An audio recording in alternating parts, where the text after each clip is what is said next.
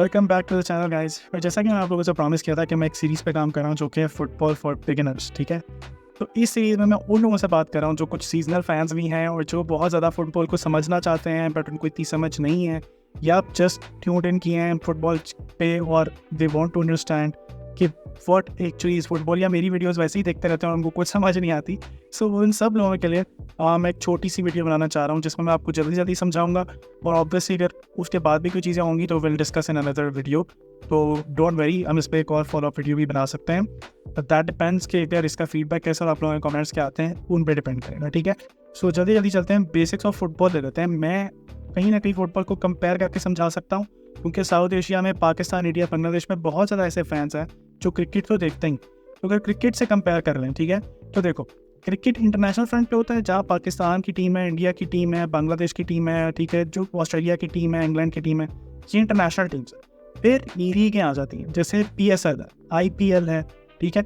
इस तरह से ही फुटबॉल का स्ट्रक्चर भी है। इंटरनेशनल टीम्स हैं जिसमें अर्जेंटीना है, स्पेन है, ठीक है, आपकी इंग्लैंड है, नेदरलैंड्स है, जर्मनी है, ठीक है, ये टीमें आ गई इंटरनेशनल टीम्स।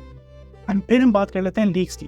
अब इसमें तकरीबन हर कंट्री की लीग्स ही हैं और एग्जिस्ट करती हैं, बट हम जो टॉप 5 लीग्स लेते हैं वो यूरोप के अंदर ही हैं, ठीक है। मतलब यूरोपियन कंट्रीज़ के अंदर जो टॉप 5 लीग्स हैं वही कहीं ना कहीं, और उन्हीं के टीम्स को बहुत ज़्यादा व्यूअरशिप मिलती है और वही बहुत ज़्यादा फेमस भी है। इसमें अगर हम स्टार्ट करें इंग्लैंड से, तो इंग्लैंड की एक लीग है जो कि है इंग्लिश प्रीमियर लीग, ठीक है, जिसे हम प्रीमियर लीग बोलते हैं।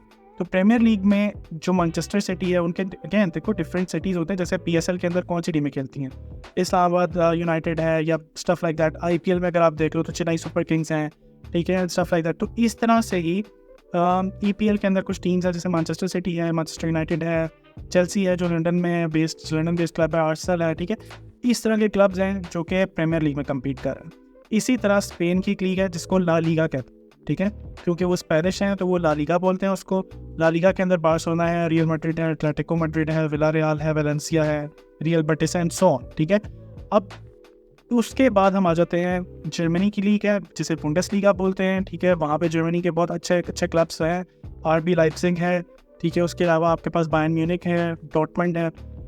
ये मतलब मैं आपको सिर्फ इसलिए बता रहा हूँ कि एक बेसिक स्ट्रक्चर क्या है फुटबॉल का और किस तरह ऑपरेट करता है, ठीक है।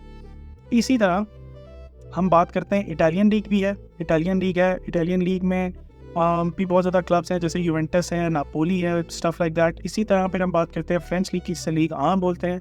लीगा के अंदर PSG है, रेने है और बहुत सारे इस तरह के क्लब्स हैं, ठीक है, मार्से है।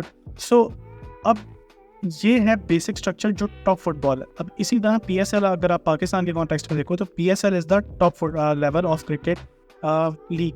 पर इसके अलावा डोमेस्टिक भी तो होती होगी क्रिकेट, ठीक है। इसी तरह डोमेस्टिक क्रिकेट होती है जैसे लेट्स से कि कहीं MP की कोई टीम है, सुईगैस की टीम है, अक्सर आपने नाम सुना होगा, इनके मैचेस आ रहे हैं तो ये KPK की कोई टीम खेल रही है, इस्लामाबाद की टीम खेल रही है, उनके भी नीचे जाके क्लब्स आते हैं। तो ये पूरा एक फ्रेमवर्क है, ठीक है। लेकिन हम बात करते हैं टॉप फुटबॉलर्स की, टॉप लीग्स की। जैसे क्रिकेट की टॉप लीग्स में अगर IPL और PSL की मैं एग्जांपल देता हुआ चल रहा हूँ तो ठीक है। तो आई थिंक सो यहाँ तक क्लियर हो गया कि लीग्स का क्या काम है, इंटरनेशनल फुटबॉल का क्या काम है। इंटरनेशनल फुटबॉल के अंदर देखो यूरोप के होते हैं यूरोस, यूरोप का कॉम्पिटिशन, इसमें यूरोपियन टीम्स कम्पीट करती हैं, उनको यूरोस बोलते हैं। इसी तरह अभी हमने जैसे यूरोस की बात भी कर रहे थे और बहुत ज़्यादा वीडियोस है मेरे चैनल पे, आप जाकर देख सकते हो, जिसमें स्पेन जीती है। Copa America is another competition जो कि साउथ अमेरिकन टीम्स या जो अमेरिकन रीजन टीम्स है वो उसमें कम्पीट करती हैं। जैसे अर्जेंटीना है, इक्वाडोर है, ब्राज़ील है, यूरुग्वे है, पैराग्वे है, कनाडा है, एक्सेट्रा है, ठीक है। वो टूर्नामेंट जीती है अभी Argentina. So they are the both champions of this. और फिर ये दो चीज़ें हो गई, इसके ऊपर एक और जो सबसे बड़ी चीज़ है वो है वर्ल्ड कप, जिसका ऑलमोस्ट हर बंदे को पता है। जैसे क्रिकेट का वर्ल्ड कप होता है इसी तरह फुटबॉल का वर्ल्ड कप होता है, बट फुटबॉल में ज़्यादा टीमें हैं, बहुत ज़्यादा टीमें कम्पीट करती हैं। और वो अभी पिछले 2022 में हुआ था कतर के अंदर, जो कि अर्जेंटीना जीती है। Next world cup is based in 2026, again 4 साल के गैप से होता है, जैसे क्रिकेट का वर्ल्ड कप होता है, सेम सिचुएशन। तो ये इंटरनेशनल फुटबॉल की मैंने आपको विंडो बता दी।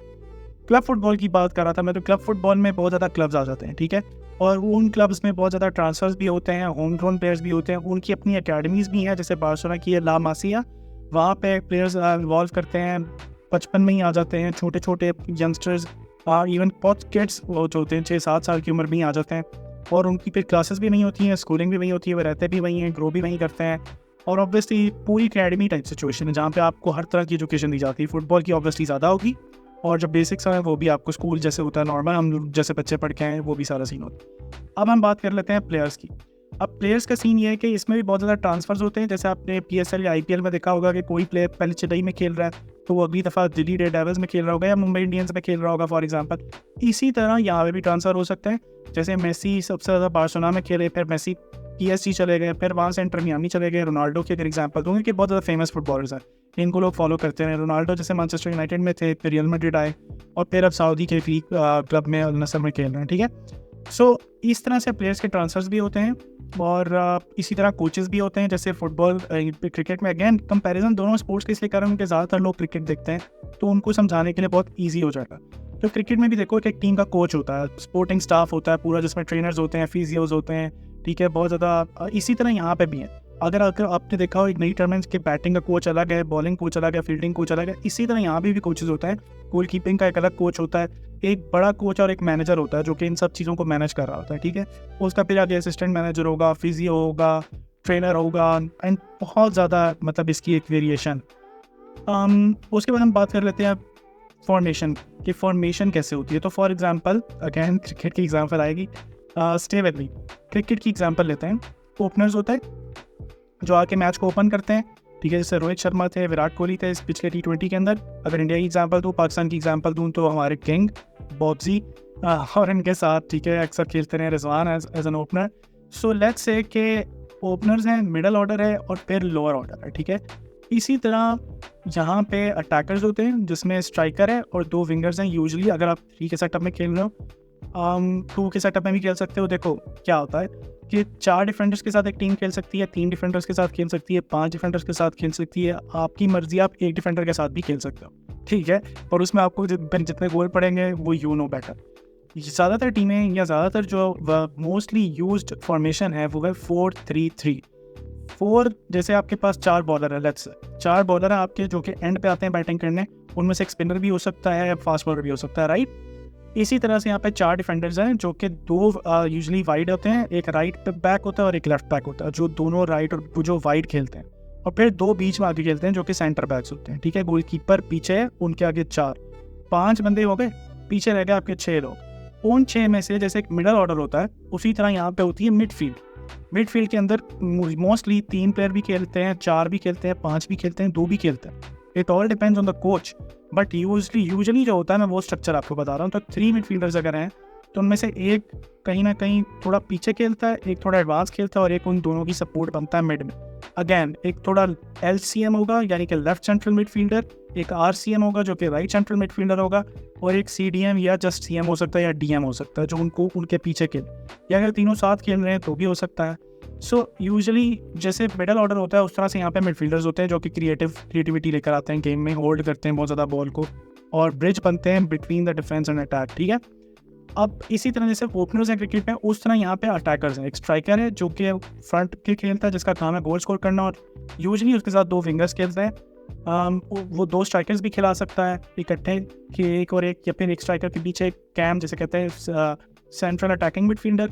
अगेन इट डिपेंड्स, बहुत ज़्यादा वेरिएशंस हैं, फॉर्मेशंस बहुत किस्म की होती हैं, बट मेन चीज़ ये है कि आपने अपनी 11 को कैसे सेटअप करना है, वो फॉर्मेशन सिंपल है।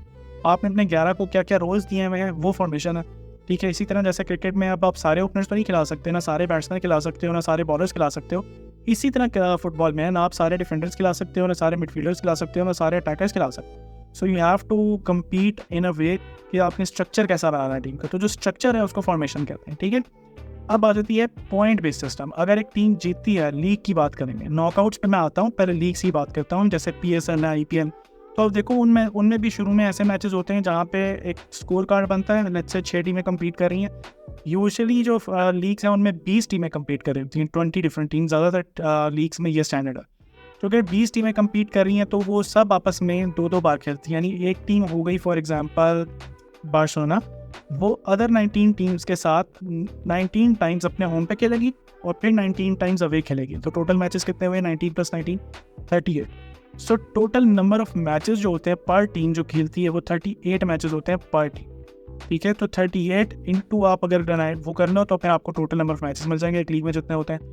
सो ये सीन है। अब वहाँ से ये होता है कि पॉइंट टेबल बनता है।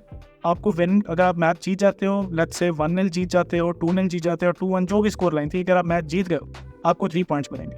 अगर आप मैच ड्रॉ कर गए हो 0-0, 1-1 जो भी स्कोर लाइन थी, ड्रॉ हो गया, दोनों टीमों का कोई रिजल्ट नहीं निकला, तो 1 पॉइंट मिलेगा। और इसी तरह जो हार जाती है टीम उसको 0, कोई पॉइंट नहीं मिलता। ये सिंपल सा एक पॉइंट सिस्टम है जो कि फॉलो होता है लीग फुटबॉल में। नॉकआउट फुटबॉल थोड़ी डिफरेंट है। नॉकआउट फुटबॉल में ये होता है कि होम और अवे, अगेन जो नॉकआउट्स जब आ जाते हैं तो वहाँ पे भी आप होम और अवे खेलते हो, पर देन अगेन जिसके गोल ज़्यादा होंगे वो आगे एडवांस कर जाएगा, जिसके नहीं होंगे वो उस कंपटीशन से बाहर हो जाएगा। नॉकआउट फुटबॉल की सबसे अच्छी एग्जांपल चैंपियंस लीग है। चैंपियंस लीग में बहुत बड़ी बड़ी टीमें कम्पीट करती हैं और वहाँ पे ऑब्वियसली जैसे पिछली दफ़ा रियल मैड्रिड जीती है और उनको किंग्स ऑफ चैंपियंस लीग कहा जाता है इसी वजह से क्योंकि they have the most champions league. तो देखो उस तरह से आके टीमें कम्पीट करती हैं आपस में, इसी तरह फिर राउंड ऑफ 16 में आती हैं, फिर क्वार्टर फाइनल में आती हैं, फिर सेमीफाइनल में आती हैं और फिर फाइनल तक एडवांस करती हैं। तो देन अगेन जो 2 टीमें रह जाएंगी वो फाइनल खेलेंगी और उनसे जीत जाएगी तो चैंपियन बन जाएगी। सो ये थी एक बेसिक फुटबॉल की कि फुटबॉल होती क्या। अभी मैं रूल्स पे आऊँगा, बहुत सारी चीज़ों पे आऊँगा, पर देखो इसी तरह जैसे क्रिकेट के अंदर बहुत ज़्यादा पेनल्टीज हो सकती हैं, या क्योंकि देखो ये बहुत ज़्यादा फिजिकल गेम है ना, यहाँ एक बंदा जान के गिरा सकता है। तो just for the fairness of it, अगर बहुत ही अजीब सा या रूथलेस टैकल आप करोगे तो आपको रेड कार्ड मिल जाता है। रेड कार्ड मीन्स कि you miss the next game और आप अभी ही बाहर हो जाओगे मैच से, एक प्लेयर आपकी टीम में से कम हो जाएगा। येलो कार्ड आपको दिखाया जाता है कि अगर आपने ऐसा फाउल किया जो कि बहुत ज़्यादा रूथलेस नहीं था, जो लेकिन then again it was a foul कि दूसरी टीम आप फाउल प्ले कर रहे हो, ठीक है, आप फेयर प्ले नहीं कर रहे हो, तो उसके लिए यहाँ पे फुटबॉल के अंदर थोड़े कार्ड्स भी दिखाए जाते हैं प्लेयर्स को, ताकि जस्ट एक डेकोरम और वो मेंटेन किया जाए, एक डिसिप्लिन। इसी तरह एक ऑफ साइड चीज़ है जिसमें अगेन डिसिप्लिन बनाने के लिए और एक फेयरनेस रखने के लिए यूजुअली ये होता है कि अगर आपके पास स्ट्राइकर है या कोई भी है तो वो देखो अगर आपके अगर ऐसी बात अगर ऑफ साइड ना हो लेट्स से, तो क्या हो सकता है कि एक स्ट्राइकर हमेशा गोलकीपर के ऊपर चढ़ के खड़ा ही रहेगा, उसको पीछे से कोई भी बॉल फेंक के वो अंदर मार देगा। सो उसको मेंटेन करने के लिए यूजुअली डिफेंडर्स होते हैं, उनके पीछे से उसका रन लेना, उनके आगे नहीं हो सकता। अगर उनके आगे और यहाँ से किसी ने बॉल प्ले कर दी यूजुअली वो ऑफ साइड हो जाता है। अगर वो उनके पीछे से आके रन ले रहा, बेशक रन ले रहा और उनसे पीछे था जब वो बॉल प्ले हुई तो इट्स अ फेयर था। अब वो उनको काट के निकल सकता है ना, स्पेस तो करानी है, अटैक तो करना है, सो उसको ऑफ साइड कहते हैं। तो इस तरह के कुछ डिसीजन होते हैं, उन पे भी मैं बात करूंगा, बट आई होप कि ये इस वीडियो में मैं ज़्यादा लंबी नहीं करना चाह रहा, आपको बेसिक जो चीज़ें हैं वो अंडरस्टैंड की हों कि बेसिक चीज़ों का स्ट्रक्चर क्या होता है। अगर इसके बारे में आप और जानना चाहते हो कि मैं एक अगली वीडियो बनाऊँ इसी सीरीज़ पे, तो do let me know in the comment section, और फिर मैं आपको इससे एडवांस चीज़ों के बारे में थोड़ा सा नॉलेज दूंगा if you feel interested. Okay, so hopefully ये हमारा एक बेसिक स्ट्रक्चर था जो कि हमारा पूरा हो गया। Stay tuned with the guys, और अगर आप लोग सब्सक्राइब नहीं कर रहे हो तो प्लीज़ सब्सक्राइब करो ताकि मैं ऐसा कंटेंट और आप लोगों के लिए ला सकूँ। So hopefully you will subscribe to the channel, stick to the community and stay tuned for the next videos. Thank you so much. Adios amigos. Hasta la vista. Bye bye.